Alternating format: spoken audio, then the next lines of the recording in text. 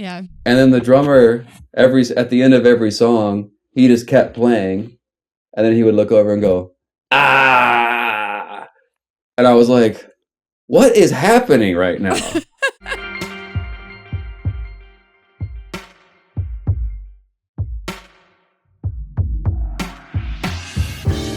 My apologies for the poor audio on this one, but the interview was so good that we just had to keep it. Enjoy. All right, Nick, thanks so much for coming on with me. I really appreciate it. I know you're jet lagged, just coming back from Japan. Yeah. Well, first off, I am going to try not to bass nerd out too much on this episode, but I'm going to a little bit selfishly. Great. You're one of the most versatile musicians, let alone bass players, that I've heard recently, like in years. I was just checking out the gamut of stuff you do. And, you know, growing up, as a bass player, I always played a lot of stuff too, but you're very diverse. So you've been playing with from Baroness for years, right? Since when did you start playing with them again? 2013? Yeah, this will be 13 years. Nice. Wow. So we got that spectrum, and then on the other end of the spectrum, you have projects like the most recent one you recorded with Birch Grove Media, which is Bear Skinner, with Jason Nazary and Ryan Clackner, with Alan Bjorklund's compositions. So that's a lot different. Slightly different. So, so tell me what that's like switching. I don't want to say switching hats, but yeah, I just did. What's that process like for you? I luckily have a lot of space in my life to work on stuff. You know, I try to be as prepared as possible. So sometimes it's just focusing on one thing at a particular time for me. Like when I'm in Baroness land, it's just that's kind of all I'm doing. And that'll be for months. Or when we're writing, it's these certain days of the week. And then we're in the studio for 6 weeks or whatever it is, you know? So when this came up, yeah, Alan wrote this great music. He sent it to me. And I just before I just put out a chunk of time to really be ready, you know? I hate not being prepared. So it's just really try to get in that world and memorize as much as possible if it's going to be something like reading or improvisational, you know? And just trying to be prepared.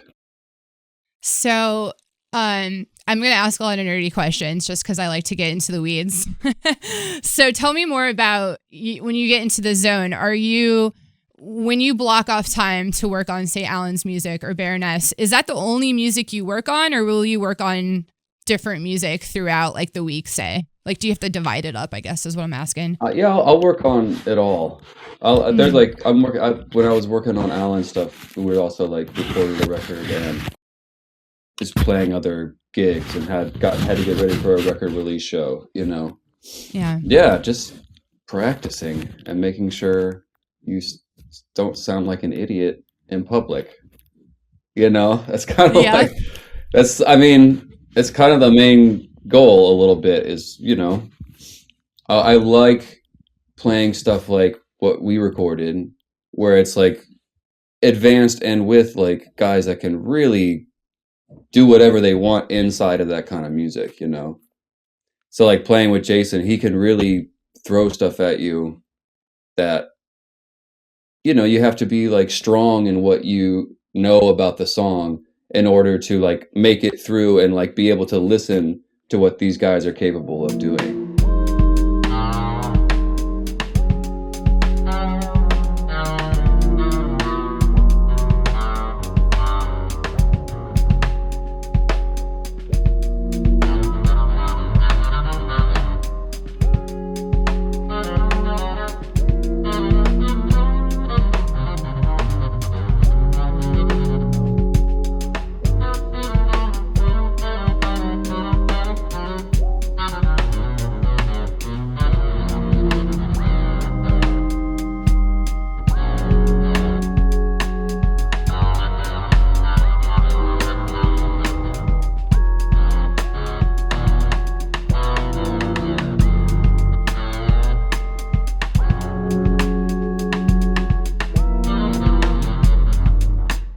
Otherwise, you can get like turned. Or I've been in these situations where I wasn't prepared on this kind of like this, especially like this kind of mathy stuff, you know. Mm-hmm. And it's terrible to like barely get to like play with all these like tuplets and like drummers that can just do insane things, you know. I play a lot with this guy Danny Scher, Yes. and he's kind of the same way. He can do anything on this kind of music. You can put any kind of music in front of him, and he can play the craziest stuff over it and know where he's at, you know. So you got to like make sure you can also the people you're going to be playing with, you know. That's what's great about getting to be in like situations where everybody is amazing, and you have to like bring it so you're not the one that is like ruining this potentially great recording session, you know. So I love that. One of my greatest fears growing up, I don't know if it's I think it's just a good musician thing. Not saying I'm a good musician, but one of my biggest fears was always being kind of like what you said, in other words, like the weakest link in the group, especially as a bass player. That like this is crazy. I still have nightmares about not being prepared for a gig or forgetting my music or stuff like that. I mean, that's all it is. If you're prepared, you're going to feel good and have a good time. Yeah. You know? I have so many tangents I want to go on because you just mentioned Danny Scher. You mentioned rehearsing crazy music. So I'm going to put a pin in Danny Scher because I want to talk about him. And you're from St. Louis, right? Yeah, from St. Louis area. I grew up in the suburbs, lived in like South City for a long time. Went to college out of SAUE, and started playing professionally. My first gig was with Danny when I was like 17, so like my senior year of high school, and did that the whole time I lived there, just like playing jazz dinner gigs, playing cover bands, and always being in bands. Like I've been in bands since I was 12. Wow. You know, always had like a group of 4 friends that were like dedicated to like writing and playing shows of original music, you know. Always had that in my life. So now you said you played with Danny for years. Did you two go to high school together, or just you were in the same region? How did you? Yeah, we met through a guitar player named Tom Byrne playing at a restaurant called The Crossing. It's no longer there. Yeah, just met on he had like the thickest, longest hair imaginable. He had a rug on his head that was just making him sweat like crazy. And he sounded like Danny, you know, sounded great. And yeah, he went to New York, you know, and then came back to do some other stuff. We played then. And then we really connected when I moved up here. We reconnected. He was like a big part of like my foundation of like coming to New York, you know. Nice. He was looking out for me. Tell me more about the St. Louis scene growing up and like how much that area had an impact on you, if at all. Gigantic impact on me. Everything I like, how I live my life as a musician, how I like the things that I'm ultimately interested in, like the things that I think are important about music and like the moment of making music live and otherwise, is all just from getting to work and be with the people that really inspired me in that great scene, you know. I just lost like my mentor in college, this guy Rick Hayden. Yeah, you did. You mentioned that when we were in person. Yeah, and he was, you know, just like instrumental in just like how to carry yourself, how to treat people, and like how to just. And he sounded great, you know. Yeah. And he played his heart out every time we ever played. We played a million like little cocktail parties and nobody's listening, and me and him are like just going in, you know. Yeah. And he's always like that. And this another guy who's always like that is this guy Steve Ewing, who's in this band called The Urge, and he's just like the hardest working dude I've ever met in my entire life. And we played every podunk bar within a 5-hour drive of St. Louis every weekend. And if there was one person in there, which sometimes there was, we played a 4-hour set and he is going hard the whole time. That's awesome. every night, you know. Yeah, and and I played a lot of like upright stuff when I was living there. A lot of jazz gigs, you know. Had a trio with these guys, Eric Slaughter, amazing guitar player, and Marty Morrison, amazing drummer. And we became a band because of how much we just like were working together. We recorded one record, but I'd like to go back and record with those guys again. But yeah, and just like the lifestyle of gigging 4 and 5 nights a week, and then just like being out and being in that community of like hanging out, you know. A lot of drinking.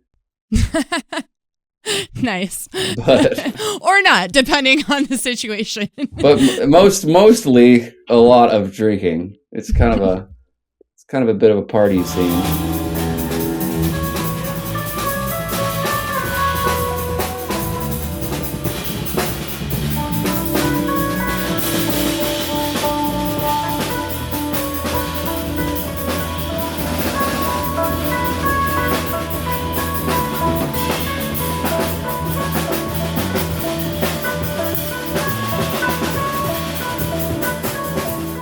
So, did you leave St. Louis for New York for school, or was that after school? That was after school. It was long after school. I had a master's degree, and I was 26, 27. Yeah, my buddy had a room open up in his like college apartment, you know. He was like finishing up his last year at MSM. And I was like at the end of a relationship I could see it blowing up. So I kind of like ignited it by saying, "Hey, I want to move to New York." And she wasn't into that. So I was like, "All right, well, see you later." I'm out. So those two things combining was like, all right. I mean, when I was growing up in St. Louis, like if somebody was from New York or like, I was obsessed with the idea of living in New York City. I was like totally like romanticized it and just wanted it so bad, you know. Mm-hmm. And I'm really glad I came here. I love it here. That's awesome. I feel a lot of kindred spirit in you because I think I might have mentioned this when we met, but I'm from Bloomington, Illinois, which is about 2.5 hours. It's basically halfway in Illinois between Chicago and St. Louis on Route 66. Oh, I know it. Yeah. And I had a very similar experience to you playing upright bass. I was a little older when I started. I was like 15, whatever. But everyone needed a bass player, and I was working like immediately. I always laughed when I came to William Patterson University. I was like, man, I was making more money in high school than I am now because I always had all the gigs, wedding band, jazz trios. There's a lot of live music. And sometimes I didn't really spend much time in Chicago or St. Louis because there was just enough to do like in my local scene. But to get back to my original point, that was always the dream, was to go to New York City and, you know. And you did. Yeah. And I was about to say, and I'm still here, but I'm like 2 hours out, but you know, close enough. Yeah, you're near the essence. Yeah. You can drive in. Yeah, I can hop in. Very cool. So I take it you've been here ever since, right? At the end of 2011, I moved here. Okay. And I've been living pretty much on this road the whole time. I lived a mile down at a different apartment. My friend Sean still lives there. Nice. All right. So we went into St. Louis, and something else you brought up, all this rehearsing. I kind of want to backtrack and nerdily, I want to know, what's your approach to learning complex music? I know Alan's is pretty tricky. A lot of crazy time signatures. First off, what's your approach to it? And maybe you can tell us more like if that's something you do a lot regularly, or is that something you really have to like dive into when it comes up now? It's kind of both as far as the last part of that. I feel like I do it regularly, but I still need to like really dive in. I'm not the world's strongest reader on that kind of stuff. You know, I went to this recording session with Travis Reuter. Yeah. And like Tyshawn Sorey, this drummer, you were aware of him. Of course. Yeah. He was just reading this stuff, I was yeah, like, well, probably like eating a slice of pizza or something casually, like yeah, just I killing mean, it. I don't have it like that, I want to live with it for as long as I'm allowed to live with it, If I Yeah. had to read it, I wouldn't have nearly as good a time, Mhm. I'm not gonna, I will get through it, but I'm not gonna like feel that freedom I want to feel in like really interacting and having a like extra strong sense of like what's going on. So I like try to memorize and just listen to it. Luckily, most people that are involved in this kind of stuff, like the composers, they're aware of how to use software. I usually have MIDI. I just listen and record and play along to MIDI ad nauseum until I can understand what is happening, Yeah. and understand like where the beats line up and how the things play off of each other. Like really try to like be able to listen to it and know what's happening, and like just so you can be able to potentially improvise, Right. And you can really internalize it and Yeah. not have to think as hard. I love that oh, thanks so much for answering that. That was like exactly what I didn't know I wanted to hear. But like MIDI, yeah, I always feel when I look at music like that, I always get not like down on myself, but I get frustrated because it's just like it's not easy. But it's so great that there's tools now. Like it's so much easier now to play with MIDI and have those tools available than it was like, 5-10 years ago. Here's Which brings me, it's a different type of understanding for me. yeah. Are there any other tools that you use nowadays that like make your life easier, whether it's a pedal or software, just anything that you like nerd out on that you're like, damn, this really made a difference. I wish I had this 20 years ago. Not easier, I'm not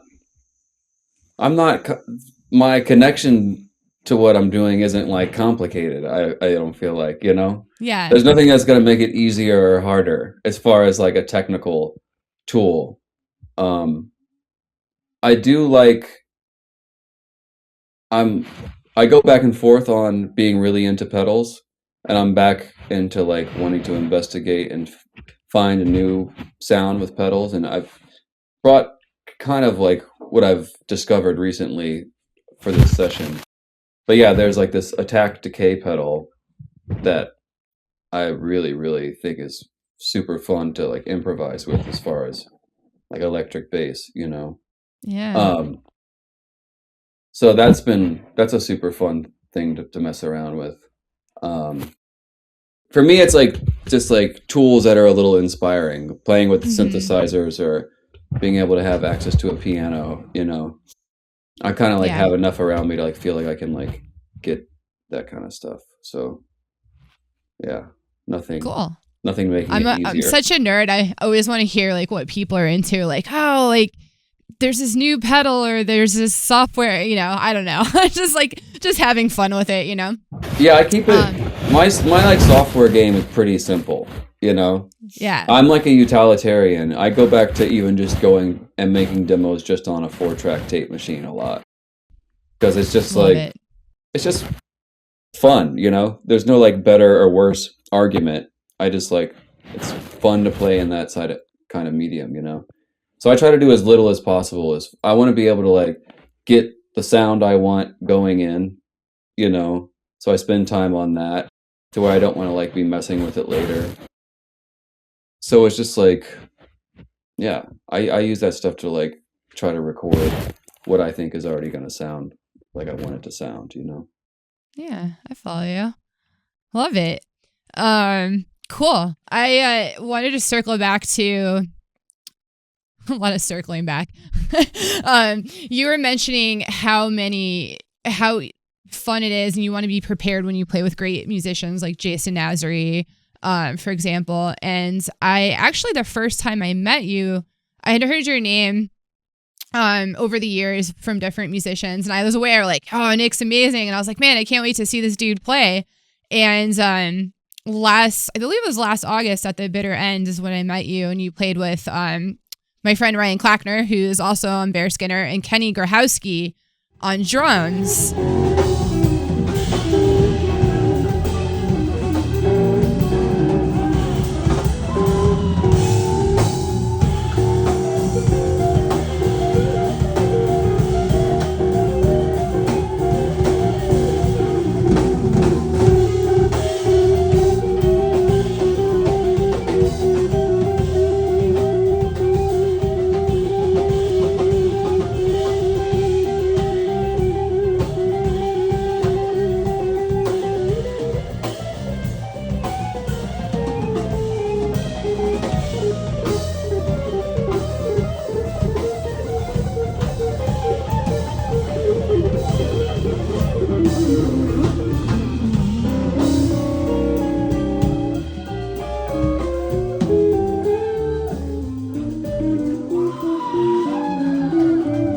And I believe, was that your first time playing with Kenny? David Davidson was there too. Oh, yes. Yeah, yes. It was like him and Clackner's deal. That's right. Yes. Yeah, thank you. For some reason, it was trio in my mind, but you're absolutely correct. Yeah, never played with Kenny Grahowski before. Yeah, he's awesome. Yeah. Super nice guy. I remember meeting you and I was just like, man, that must have been so fun. And you're like, oh yeah, something like that. But I was thinking about him specifically because he's one of the most, in my opinion, he's one of the most like rhythmic and intense drummers. And he reminds me, I feel like he's kind of a drummer version of you. And I was excited to see you two match up because he's does a lot of metal, plays a lot of metal, but also he's just kills like, I don't know, quote unquote, the jazz scene. Let me bump my mic there. So yeah, tell me. He's a bad dude. How did you, like, with him specifically in this example, how do you approach getting comfortable with him? Like, you're just playing for the first time live on a stage. You know he's probably going to throw some crazy shit at you. Tell me what goes through your minds. I try to have as little going through it as possible, honestly. I mean, Kenny's, he's ridiculous. But part of, like, him being so good, and all these guys we're talking about, they all have this, where it's like, they have strong time. You know? Yeah. So if you're like, as a bass player trying to like play with these guys, even though they're playing like insane stuff and can do like these things rhythmically that are extremely complex, they're musical, you know? Yeah. And they have a really good beat. So like hearing where they're going to come out or where one is inside of somebody who has good time, but can really flip it all over the place. It's still in the context of like a strong pulse with these people, you know? So I honestly like try to like definitely not be like intimidated at all, you know? There's like, that's a really silly thing that a musician can do to themselves is like be intimidated in a situation. Like, yeah, I understand that situations can feel intimidating, but once the music starts, my guiding light is always like, what do I want the bass? What do I want this instrument to be doing in the context of this music, you know? And a lot of times it's lying out, you know? Oh, that is gold right there. Once I started like thinking like that, I kind of like stopped. I play a lot less when I'm like, got that, like figured out that like, that's like the number one spot to be in. For me, like, especially like improvising completely free. Like, what do I want to hear from this instrument by listening to what they're doing, you know? Mm-hmm. So yeah, like drummers like that, you know, he's just, he's good. He's gonna not totally fuck you up because it's gonna sound in time, you know? Right. Yeah, I guess, it comes with the territory of being an amazing musician, especially a drummer, I guess. Yeah, and if you mess up, I played with Ari Honig last year for the first time, and he totally messed me up constantly. You know, hopefully not on purpose, just no, but that's just he can just do whatever he wants, and some of the, you know, it's not as what he does isn't as intuitive to me, to my sensibility. So like he like totally turned me like a couple times, and then but then it's like whatever. You just I was wrong. There we are, and everybody smiles and you move on. Whatever. I love that ego less attitude toward it. It's great. It's very zen. I love that. It's just I don't think it makes better music for you to stress out. No, absolutely not. It should be fun. I think that's one thing that growing up on the scene or whatever, I would get so discouraged, and then I'd always come back to, why am I doing this? It's to have fun. Like, I want to enjoy the music and the process. And if that's not happening and that's not there, and like someone's ego is getting in the way and stuff, I'm just going to say, fuck it. Like, I don't want to be a part of that. Yeah, not that version of it. Yeah. Do you go through a process like that, or are you picky with whom you play with, or do you just go for it? Like, I don't know. Can you speak to any of that? Yeah, I mean, I feel like it's like a soft pruning of like a bonsai tree of a career once you like have been doing it. It's not like there's like criteria for people, Mm-hmm. You play with somebody, and if they're an asshole or they think you're an asshole, you probably won't be playing with them very much, Yeah.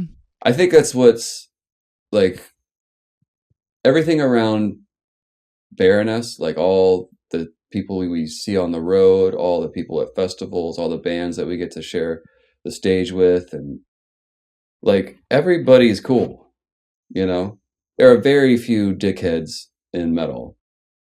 It's just because like everybody else is like, no, dude, no, we're not being an asshole here, Right. Everybody's like they're trying to have a good time.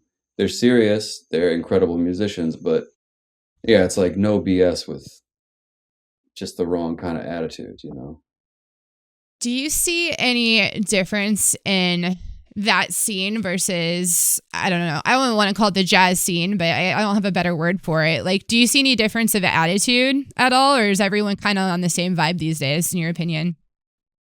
There's maybe an attitude, but I think it comes more from the fact that a large majority of people that are in,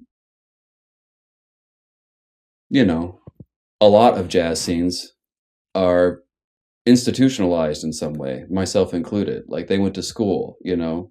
And I think there's like there's a bit of a hangover for a lot of people from the mentality of being in a school and how it feels competitive at times, and how music making feels in those kind of situations that is brought out into the real world for a period of time. But I don't think it lasts for most people. But that is something that is potential in the jazz scenes I have become familiar with, St. Louis and New York. I don't feel that in New York now, because all the people everybody I'm around is like far away from ever feeling like that, Mm-hmm. They're either like established or it's just, you just weed that out of your life a little bit. And I'm not like going to jam sessions every night, jazz scene guy, No, you're not going to Fat Cat. I don't No, even know Fat Cat I'm has that not anymore. Oh, they do. Totally for sure. kidding. They for sure do. They do. Yeah, I don't know why Fat Cat just came like immediately. No, I love that. And it's interesting that you brought up it's institutionalized jazzes.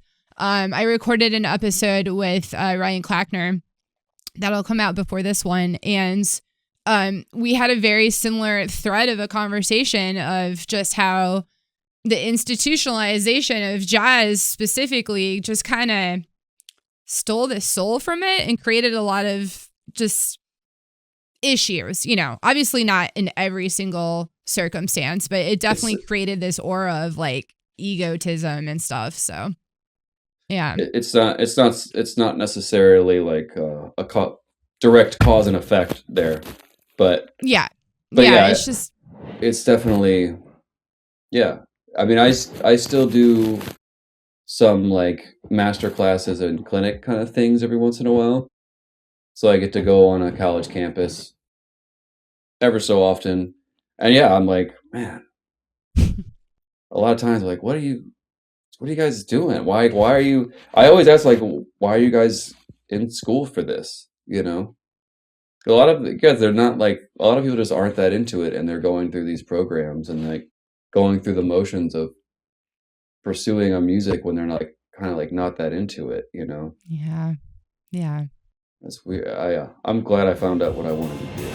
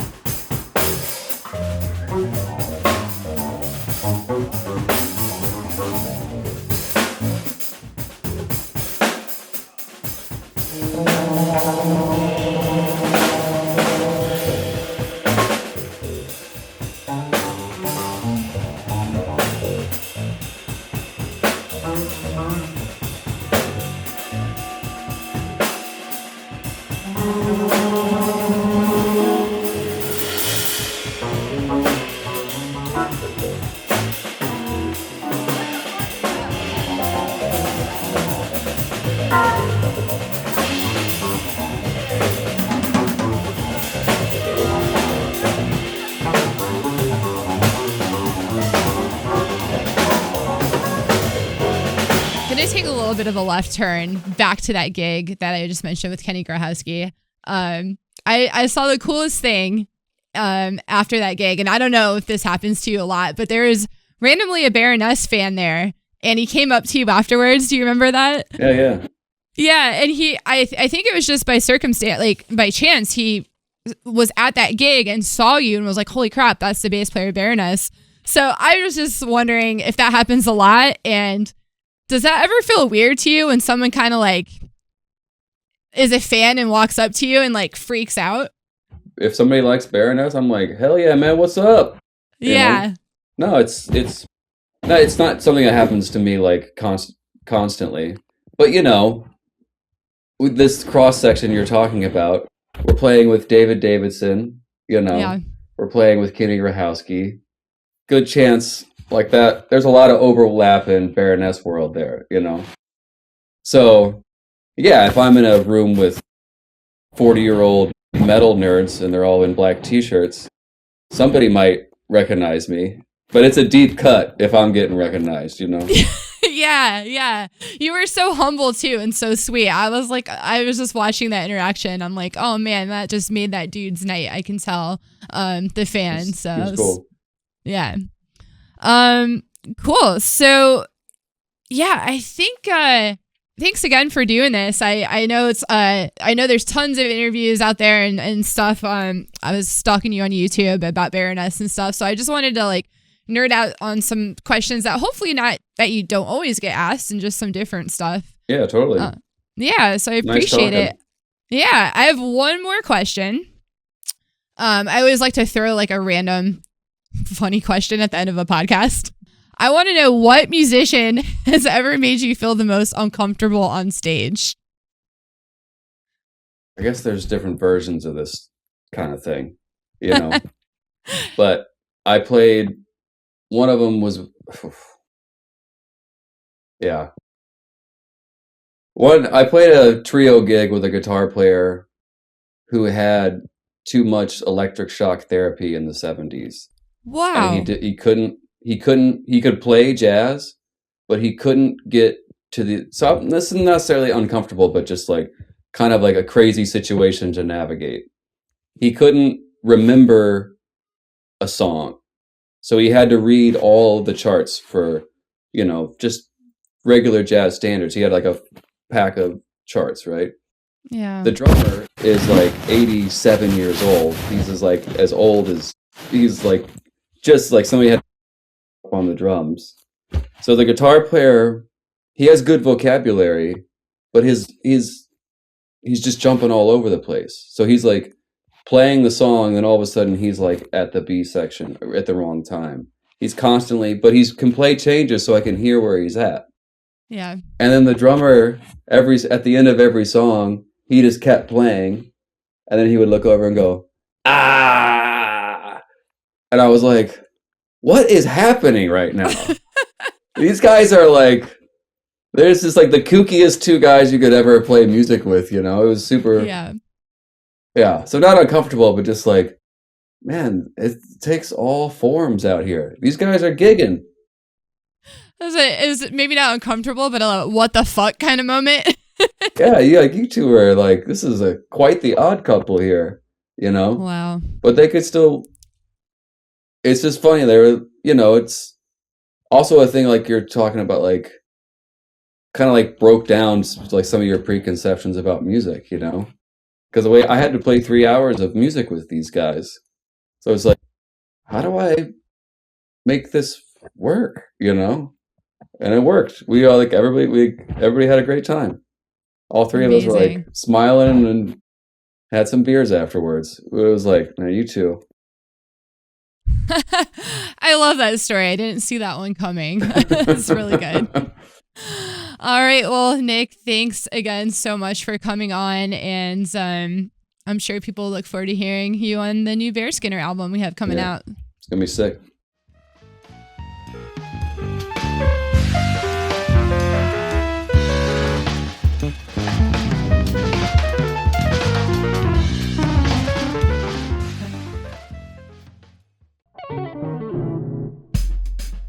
If you enjoyed this podcast, please visit birchgrove.io. It's the home base for our record label, Birch Grove Media.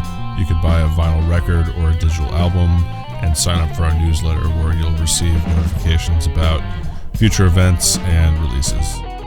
Also visit podfuelmedia.com. I'm one of the owners of this company, and if you like how this podcast was produced, we do that for our clients: audio, video edits, syndication, consulting, and startup for a new podcast. So book a call with us and we'll get your podcast going right away. You can also go to buymeacoffee.com/Birch Grove Media and leave us a tip if you'd like. Thank you very much.